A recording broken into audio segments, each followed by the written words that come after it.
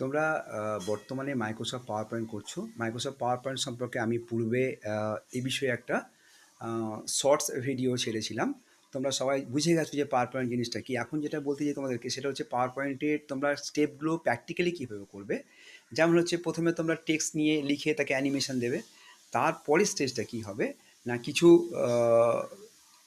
Still picture নেবে, সেগুলোকে move করার চেষ্টা করবে এবং কার্টুন সেই চোখগুলো ঘোরানো এই সমস্ত বিষয় যেগুলো দেখানো হচ্ছে ক্লাসে সেগুলো তোমরা করবে। এরপরে তোমরা কী করবে না, কোনো স্টোরি ডেভেলপ করার চেষ্টা করবে কার্টুন টাইপের, বা যেটা that can give us some knowledge.